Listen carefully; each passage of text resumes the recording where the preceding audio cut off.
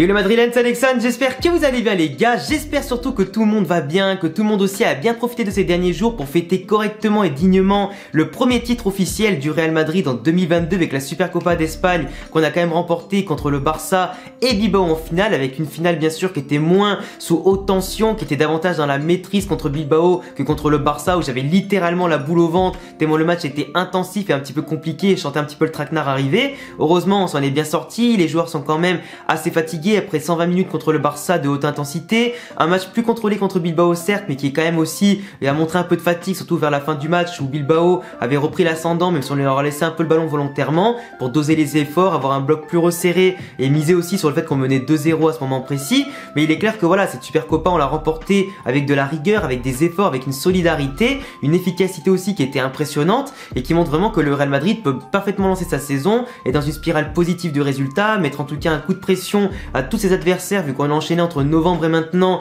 que des victoires contre les gros, qu'on remporte un titre pour vraiment lancer la mentalité en Liga, Copa et Ligue des Champions pour remporter le plus de titres possible et pourquoi pas au passage permettre à Marcelo de devenir officiellement le joueur le plus titré seul, parce que là pour l'instant il est égalité avec Paco Rento avec 23 mais il pourra avoir plus en fin de saison. Paco Rento d'ailleurs, on va en profiter pour en parler en début de vidéo, il est décédé du coup ce matin à l'heure où je tourne cette vidéo là, donc forcément après Di Stefano il y a quelques années, c'est encore aujourd'hui une grande légende vivante du Real Madrid qui a permis avec Di Stefano et d'autres joueurs de fonder les bases finalement des premiers succès en Europe et en Espagne du Real Madrid, des succès qui ont été durables et qui ont marqué le temps et simplement aussi jusqu'à nos jours, les supporters, et qui ont permis au Real Madrid d'aujourd'hui de briller grâce à eux en fait, c'est grâce à eux qui ont créé les fondations du succès et de la réussite, qui ont créé l'institution du Real Madrid d'aujourd'hui et voilà.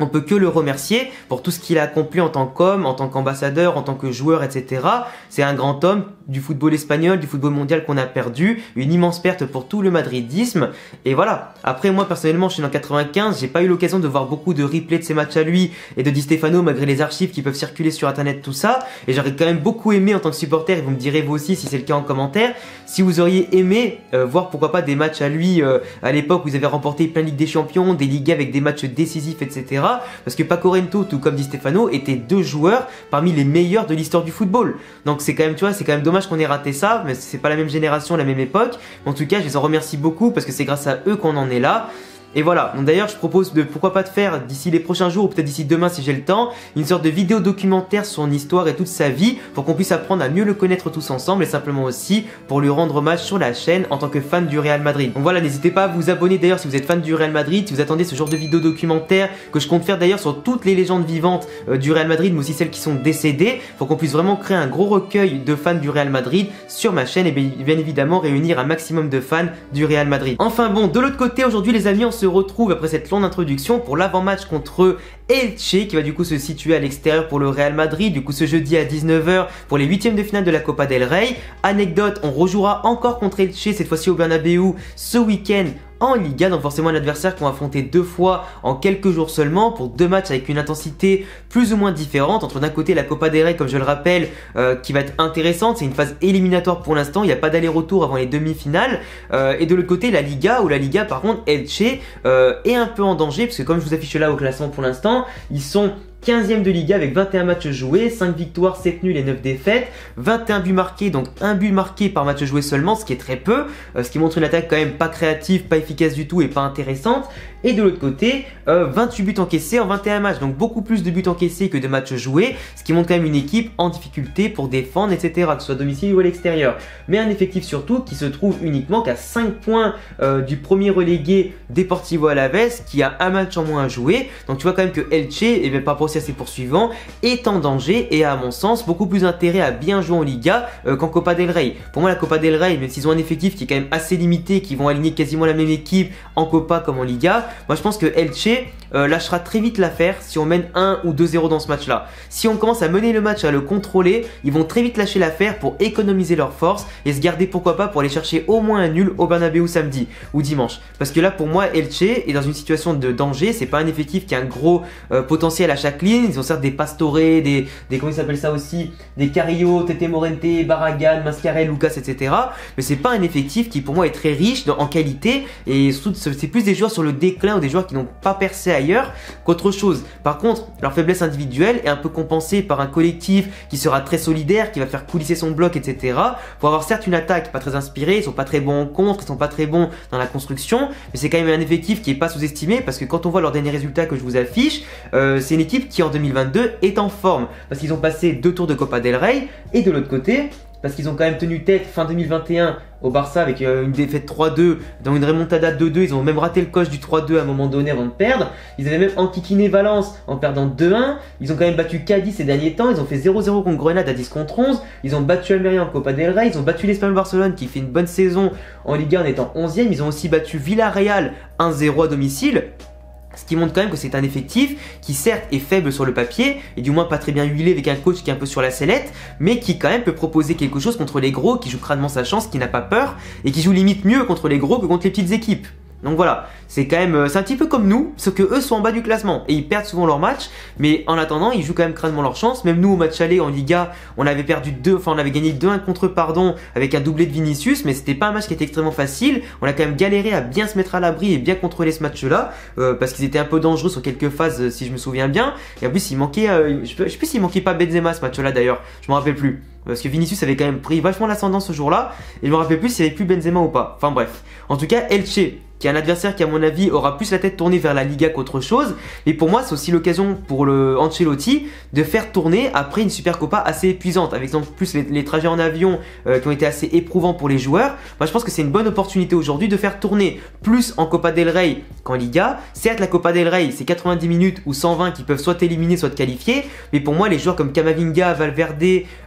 Marcelo, comme Nacho, etc., ou Lucas Vazquez doivent absolument jouer parce que là c'est l'occasion de reposer les cadres avant la Liga, parce qu'après là on est qu'en 8e de finale, mais après si on se qualifie ce sera les quarts de finale logiquement, et pour l'instant en quart de finale il y a la moitié des équipes qui sont ultra abordables, pas les équipes bien folles de milieu de tableau de Liga ou bas de tableau de Liga plus Valence, etc. Donc t'as un peu de grosses équipes, mais t'as là aussi la moitié de pas ouf. Donc suivant contre qui on tombera en quart de finale, on pourra plus des fois faire tourner, parce que quand t'affrontes le Betis tu fais pas trop tourner, tu joueras avec ton équipe à fond, et c'est un peu le problème, parce que dans un mois t'as la Champions League, là la Liga, il y a Séville qui joue ce soir, s'ils battent le FC Valence justement,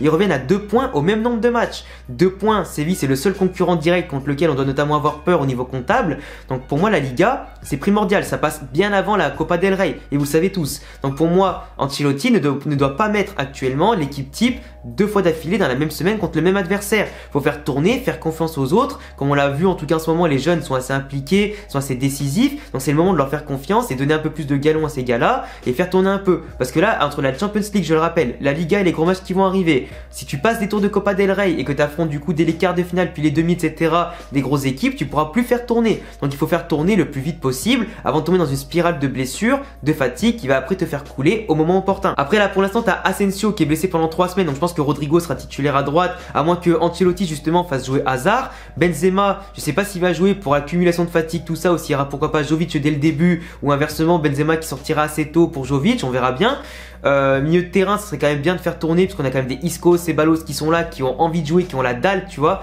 Donc c'est l'occasion de faire reposer pourquoi pas Kroos et Modric contre Elche, qui, bon sens, peut largement être dominé avec des joueurs comme ça. Déjà de base, si t'es remplaçant au Real Madrid et que tu domines pas Elche, c'est qu'il y a un problème, c'est que t'as rien à foutre là. Donc pour moi voilà, après Ancelotti on connaît tous son côté frileux à faire tourner. Des fois il a raison, des fois il a tort, mais en tout cas pour le coup c'est le moment ou jamais, à mon sens, pour économiser la fatigue et jouer pleinement à fond en Liga, puis après la semaine prochaine, etc. Après globalement l'effectif pour l'instant il y a tout le monde qui est là, sauf Asensio qui est blessé 3 semaines, Gareth Bale et je sais plus qui est blessé en 3ème, Mariano,